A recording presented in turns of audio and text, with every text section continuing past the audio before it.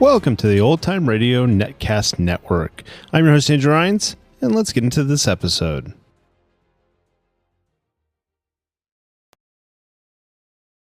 Tired of the everyday routine? Ever dream of a life of romantic adventure? Want to get away from it all?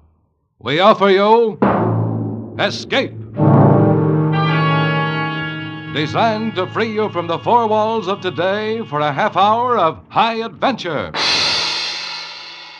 Escape. Brought to you by the Richfield Oil Corporation of New York and the independent marketers of Richfield gasolines, motor oils, and other petroleum products. Look for the Richfield Eagle on the cream and blue pumps.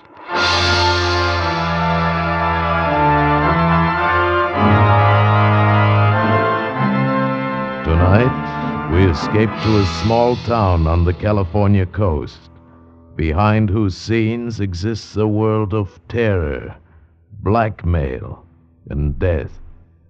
As H.V. Dickson tells it in his exciting new novel, Something for Nothing.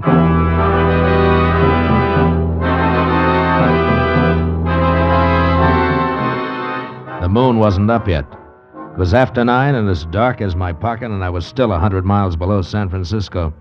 The coast route is tricky driving, too. The road dips and curves like a squirming snake, smack up against the mountains on one side, and on the other, a sheer long drop to the sea. But I was driving north, and I had the inside lane, which wasn't so bad. And I kept bowling right along. And then about 3 miles below Bayside, I was going into a sharp curve to the right when beyond it, coming toward me, the lights of another car flared up, a big cream-colored sedan on the wrong side of the road bearing down on me. I slammed on my brakes and skidded sideways. The other car barely skinned past, and I saw a woman hanging halfway out the door on the driver's side looking scared to death. She didn't even try to make the turn. Our car went straight for the lip of the cliff, and just as it went over, the woman jumped. And the car went smashing down the face of the cliff, easy, a 200-foot drop all the way to the ocean. Hey! Hey, are you all right? Maybe she slid over. Hey there! Oh. What? Where are you? Don't bother. Oh, there you are. I'm all right. Here, hold on. Don't fall over the edge now. I'm a little shaky. There we go. I didn't see your car not till the last second. Look, lady, I didn't run you off the road. You were way over on my side. Oh, I didn't mean it was your fault. My brakes failed. I was coming down the grade. I guess I lost my head. You could have made it all right without brakes. You weren't going very fast. Oh. I can't see your car down there. It's probably underwater. Might have landed on the rocks, huh? No, I heard it splash. Can I drive you anywhere? I wasn't going your way. That's all right. I'll go back to Bayside. I was going to see some friends down the road, but I don't feel like seeing them now. You can drop me in town. Fine. I'd be glad to. Oh. Whoa, you're pretty wobbly. Here, let me help you. It was a shock, I guess. Yeah, that was a close one. Wait a minute. Hmm?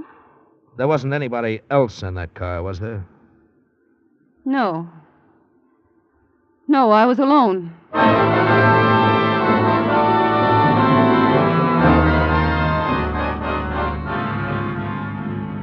You live in Bayside? Yes.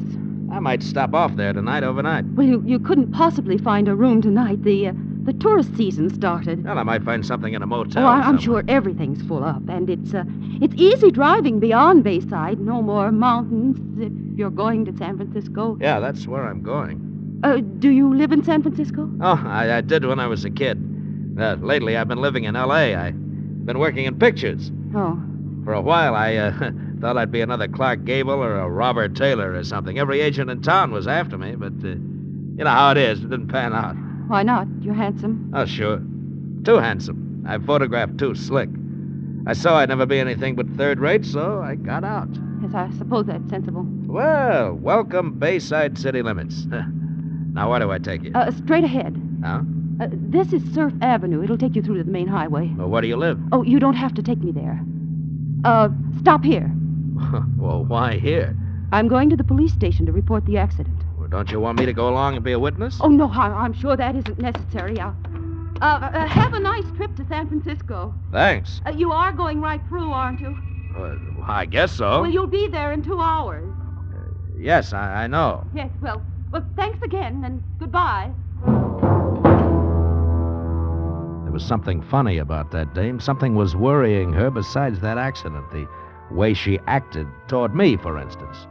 All she cared about was getting me out of town fast. So, naturally, I decided to stay a while to find out why. I found a room without any trouble at all, and then I walked around Bayside. I liked what I saw. The cars, the stores, the way the women were dressed. Yeah, Bayside was loaded with money. And then sometime after midnight, I dropped into a bar. One of the customers was yawking away to the bartender. I ordered scotch over ice and listened in. She phoned the station about an hour ago and said Frank wasn't the type to go somewhere, not let her know. That was the customer, a big moon-faced man with a red neck who had cop written all over him. Didn't sooner or later bust loose. What do you know? Frank's going off on a bit. Well, I told her we'd check around. Hey, she say Frank was driving that cream-colored job of his? My heart jumped like a hooked trout. He sure can't disappear far in that car. It was hard to keep the excitement out of my voice. Pardon me, but what color car did you say? Huh? Well, I just drove in from L.A., and I passed a cream-colored sedan a few miles back. You couldn't miss this one. Darndest color you ever saw. Huh? The ornament on the hood is a big pair of dice. Well, the one I saw, a woman was driving. No, Frank never lets anyone drive his car. Well, Gassner doesn't know how to drive, does she? Oh, sure she does, Chief. She just got a new convertible, only, she doesn't go out much. Doesn't drink, doesn't wear makeup, doesn't do anything much, and she sure is a mousy woman. She went to bed tonight at 9 o'clock on a Saturday night. Tell me, who is this Gassner? Well, he owns this bar, a couple of restaurants, and he owns a Domino Cottage. He calls it a dude ranch, but it's really a gambling house. Oh, an important man, huh? Yeah, he is. And he isn't. He's got money, but a gambler doesn't rate with the local snobs. Oh, Bayside's one of those towns. Cream de la cream, mister. Some of the oldest families in California live here. So money doesn't count. Not without a pedigree, mister. It sure don't.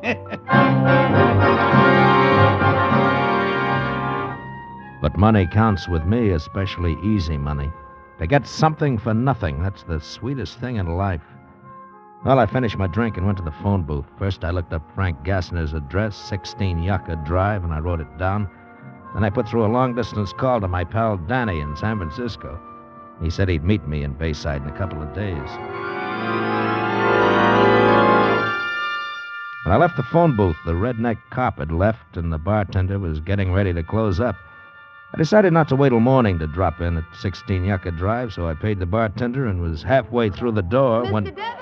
It jarred me having somebody know my name in that town that particular night. I turned around fast. Geer, Devon. What? What's your hurry, Geer? Don't you want to buy me a drink? Well, I don't know you from Adam, baby.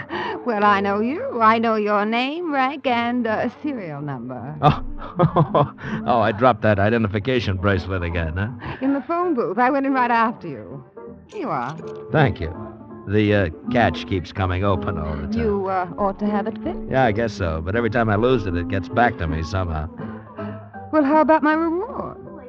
Oh? Like what? We could start with a drink. Well, I'm sorry. I'd love to, but I've got a date. That hardly comes as a surprise with shoulders like yours. Now, what does she have that I don't have?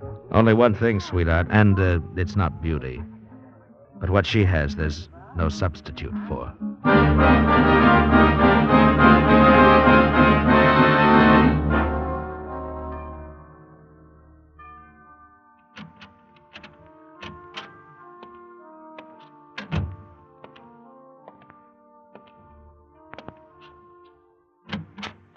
Hello, Mrs. Gassner. You forgot to lock the front door. Why didn't you go to San Francisco? Well, when I get a feeling I'm not wanted, that's when I stick around to find out why. There was no reason for you to feel that way. Yeah, maybe. I don't know. Is there anybody else in the house? No, I sent the maid home for the night. Oh, that's good. That's real good. I just heard a couple of chatty men in a bar talking about a husband who hadn't come home and a wife who'd Gone to bed at 9 o'clock. I don't see why you've come here to tell me that. Stop stalling. The husband's name was Frank Gassner, and you're the wife. And at 9:30, you were out on the highway driving his car over the cliff. I saw it go over, remember? If I give you $2,000, will you leave town? You don't think I'd let a thing like this go for $2,000? But I shouldn't pay you anything at all. I haven't done anything. So you'll pay me $2,000 for nothing? Well, the circumstances are peculiar. Yeah, I'll say they are. Your husband was in that car. You murdered him. Oh. Well, how much money do you want? No, later. First, tell me about it. Everything. Well, come on, give. How did you kill him? I heard him drive into the garage, but he didn't come into the house. I found him asleep in the car. He'd been drinking. Passed out cold? Yes, he often did that. I'd been waiting for a chance to kill him. So I started the car and closed all the windows and ran a hose from the exhaust pipe in close to his face. When I went out later, he was dead. Oh, carbon monoxide. I knew it might not look like an accident because he was too drunk to have closed the garage doors. So I drove down the highway and... Well, you know the rest. You had it all figured out, didn't you? You'd wait for a truck driver, a woman in distress. He'd pick you up, drop you off near home. Truck drivers always stick to their schedule, so he'd keep right on going, fast, no time for questions. But instead of one of those knights of the road, I came along. Yes, you came along. How much money do you want? Oh, you can't pay me off. Not with cash. I'll give you $10,000 and not a cent more. You'll what? Don't tell me what you'll do or what you won't do. From now on, you'll do what I say. But you can't prove anything. Shall I phone the police? You saw the car go over the cliff, but you can't prove I was there. It's your word against mine. And you think they'll take yours? Well, they might, seeing that I'm a stranger, except for one thing. You didn't have a purse when I picked you up on the road. No. No, it's in the car. I forgot. It has my initials on it. Oh, please, I must get it back. Can you get it, please, please? The car's probably underwater. No, please. Well, I'll rent a plane and fly down there and look. Probably have to use a boat to get to the car. Try. As soon as you can. Tomorrow? That's a little too soon. No, please, before someone sees the car. Just a minute, Mrs. Gassner. First, you and I have to come to a little understanding. Oh, anything. I'll give you anything. You mean everything, don't you, Belle?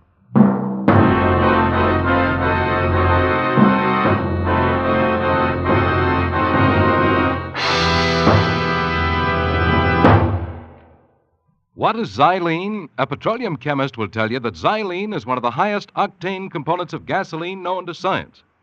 But here's what's important to you. Xylene is contained in every gallon of Richfield gasoline. Let me repeat that. Xylene, one of the highest octane components known to petroleum science, is contained in every gallon of Richfield gasoline. Xylene helps give Richfield gasoline that full power wallop that jumps you out ahead in traffic. That smooth, surging power that eats up the miles and levels off the hills. Furthermore, there's a Richfield gasoline to fit the power requirements of your motor. Select Richfield Ethyl for best results in the highest compression motors, or Richfield High Octane at regular price for the average motor. Each Richfield brand is tops in its class. Don't waste gasoline, don't waste money. Let the Richfield dealer help you select the right gasoline for your car. Remember, every gallon of Richfield gasoline contains xylene, one of the highest octane components known to petroleum science. And now we return you to Escape. That was going to be a gold mine. For a start, Belle Gassner went to the bank next day and got me $10,000 cash. Then she made out a power of attorney for me. The next afternoon, I flew down the coast on a rented plane and spotted the car wedged into the rocks, right side up, under 20 feet of water. The next day, Belle and I went down in a cabin cruiser and dropped anchor as close to the rocks as we dared. Let the anchor out all the way there. Well, it hit bottom. All right, now take a hitch in the line. Okay. That's it. There's no drag now. Oh, you can't even see the highway from here. No, but if somebody sees us, they'll think we're fishing. Well, how are you going to do it? Well, I'll tie a rope around myself. You hold on to the rope so the surf doesn't bang me into those rocks. All right. Wait a minute. Maybe we should swim over to that big rock there and try it from there. But I can't swim. No. Well, I'll swim over and pull you across. Oh, How's no, that? I'm terribly afraid of water. All right. I'll try it from here then. But you hang on to that rope, you understand? Yes. If anything happens to me, baby, then you're really in trouble. I fastened the rope around my waist, then I waited for a backwash of surf, took a deep breath, and dove. My dive carried me down to the top of the car, and I hooked my arm through the front window and held myself against the force of the current. And then I looked in. It was a world of greenish twilight, but I could see everything. Frank Gassner's body was floating against the ceiling of the car, his arms and legs waving in the current, his coat flapping as if it were in a breeze.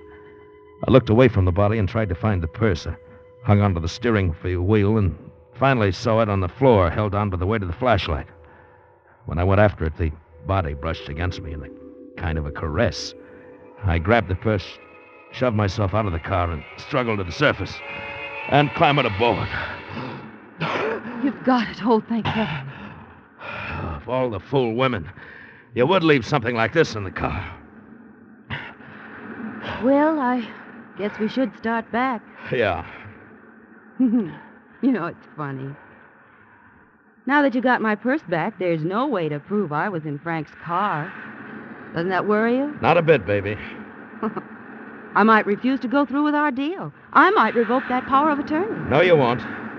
I still hold some aces, Belle.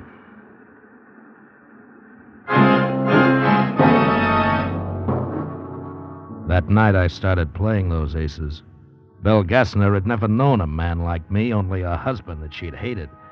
All I had to do was make one move, and she fell as hard as any of the rest of them. And having her crazy about me was the best way to keep her in line, better than any threats. I didn't have to worry about Belle Gassner. Not anymore. And now I had the world by the tail on a downhill pull. When I got back to the Bayview Lodge later that night, Danny was waiting for me. So? What's the pitch, Gil? Ever hear of a character named Frank Gassner? Yeah, sure.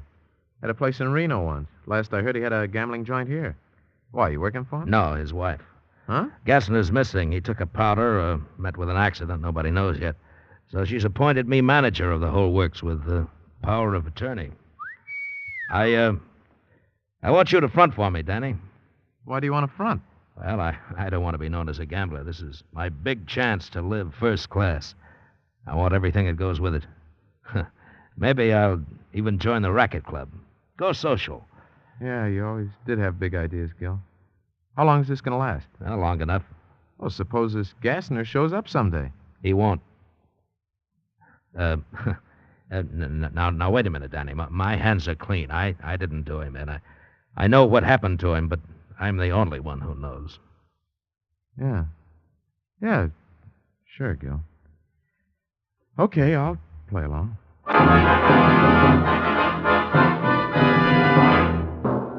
A week later, Belle introduced me around, and I took over. Danny did most of my work, and I began living high. I even bought a brand new plane, a beautiful low-wing 4-place job. And I took Belle up the first day. You know, flying's the only time I'm really myself, Belle.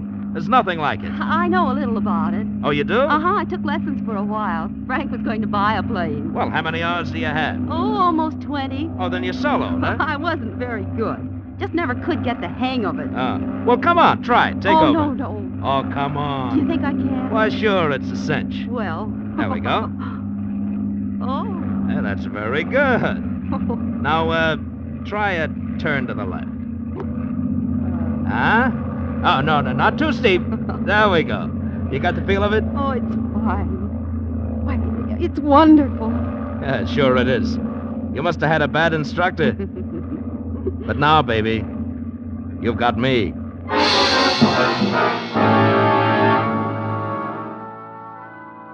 The money began rolling in.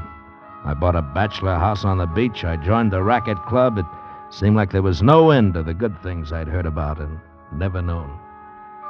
Yet, slowly, little by little, a sour note crept in. Belle began to get on my nerves. She was so possessive, I began to hate the sight of her. Now, one night at the racket club, she was dancing with someone, and I was having a drink at the bar. Hello there, Gil Devon. What? Well, hello. I just knew those shoulders went with that handsome face. Are you tied up tonight, or can you buy me that drink? Sure I can. Tell me, why haven't I seen you around since the first time? I've been to Europe since then. I'll be here for a few weeks, though. Then I'm going to New York for the winter. Oh, I thought this was your home. It's one of them. Daddy's got 4 houses scattered around the country. Oh. Look, never mind the drink. Let's go outside. Sure. You've got an edge on me. I don't know your name. Allison Price. You know something? You're something I've always imagined would happen to me. Really? You didn't seem to think so that first night. No, well, I had something else on my mind, something that had to come first so that you could happen. And, what was that? Money. A girl like you can only come along when a man's got money to burn.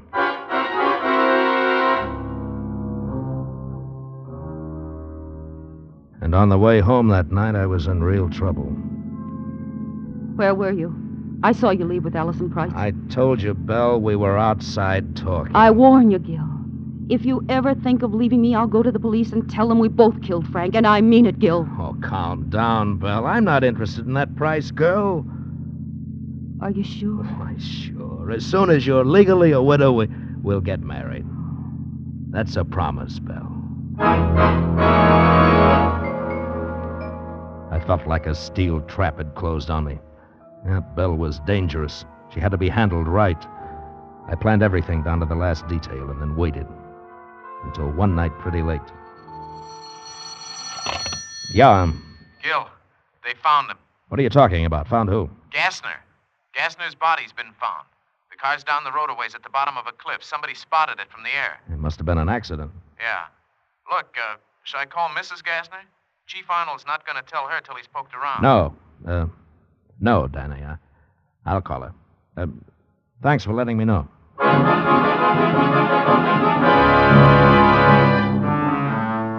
Hello, Belle. I'm so glad you called, darling. I was just going to bed. Well, you're not going to bed now. You're going to leave town. Why, Gil? I can't tell you why over the telephone. I'll pick you up in 10 minutes. All right, darling. No. Wait a minute. You better take your car. Pack a bag and drive out to the airport. Don't let anyone see you. I'll meet you there.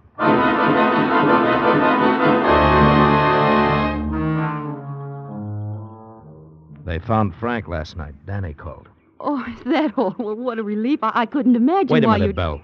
Danny says that Arnold's already figured out from the wreckage that Gassner wasn't driving the car. That doesn't mean they'll suspect me. And the autopsy shows that he was dead a long time before the car went over the cliff. They know it was carbon monoxide.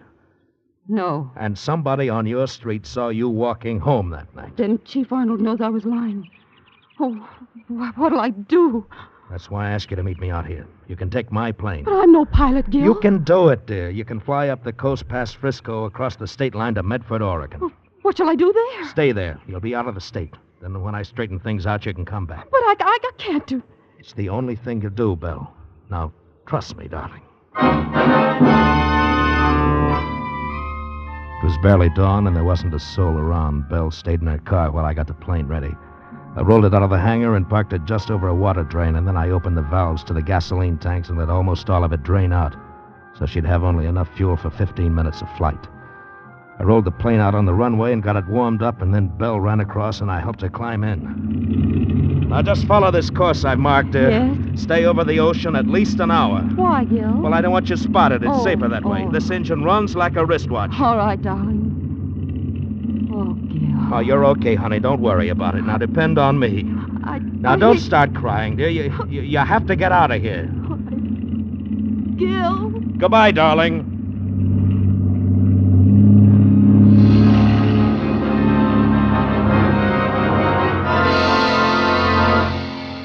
She took off to the west and then flew northwest over the ocean. What a trusting fool she was. When I looked at my wristwatch driving back to town, it was 18 minutes since the plane took off. By then, it was down somewhere in the ocean out of gas. It would sink at once, and Belle couldn't swim. Well, it wasn't such a terrible way to die. And Chief Arnold would figure it this way. Belle had heard that Frank's body was found. She lost her head and ran because she had murdered him. Case closed.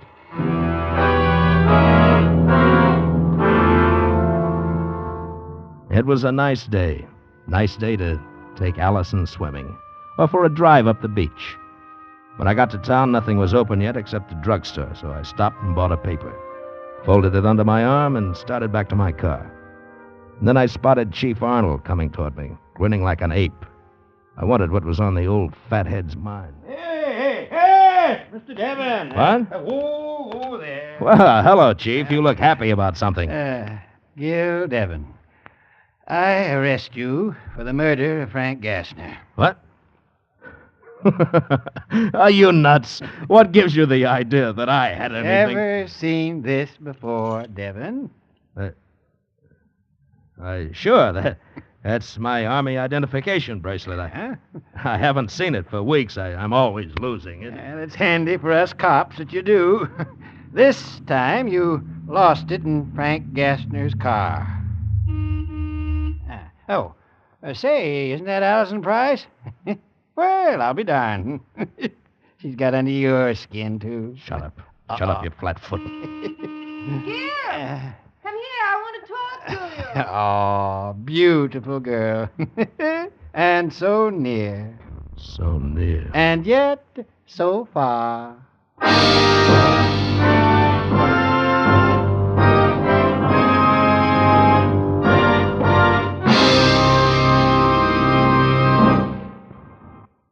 Say, here's a real spring tonic for baseball fans. A new 32-page baseball book just off the press, packed full of tips and information on America's favorite sport. Where can you get it? At the Richfield Gasoline Dealer Station. And this new Richfield baseball book is absolutely free. It contains Major League and many minor league schedules, World Series box scores, and Major League standings, baseball questions and answers, seating diagrams of 16 baseball stadiums. This new, colorful Richfield baseball book is a goldmine of baseball lore you won't want to miss. A storehouse of fascinating information that fits right in your pocket. And remember, it's absolutely free. Ask your Richfield gasoline dealer for your copy tomorrow. And while you're about it, ask him about Richfield All-Point Safety Service, the complete scientific lubrication service and safety checkup that prepares your car for the warm weather ahead. Stop where you see the Richfield Eagle on the cream and blue pumps.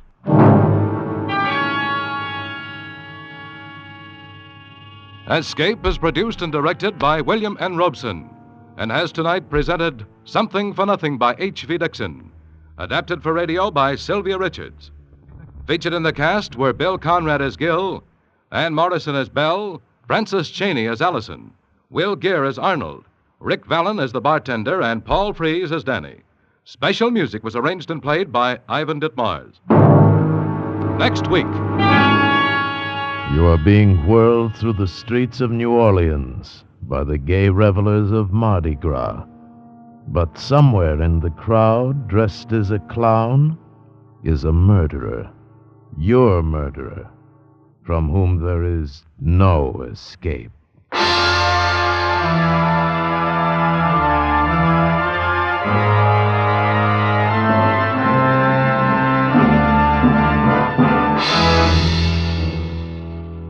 Next week at this time, the Richfield Oil Corporation of New York invites you to escape with the story of a man caught up in the night of terror through his complete innocence, as John and Gwen Bagney tell it in their exciting story, The Man Who Stole the Bible.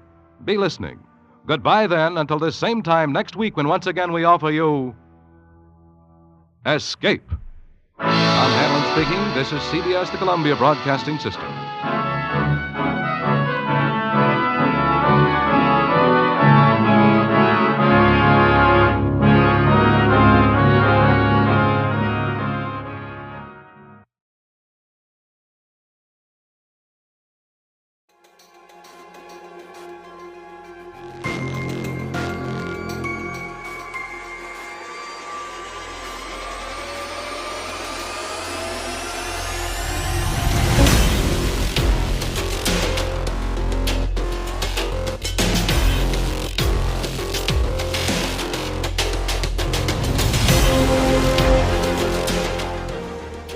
Welcome back. I hope you enjoyed this presentation from the Old Time Netcast Network. For more great shows, go to otnetcast.com. Don't forget to like and rate this episode in your favorite podcatching client. Follow this show on Facebook by going to otnetcast.com/Facebook. This episode is covered under the Attribution Non-Commercial Share-alike copyright. For more information, go to otnetcast.com/copyright. Thanks again for listening, and I hope you have a great day.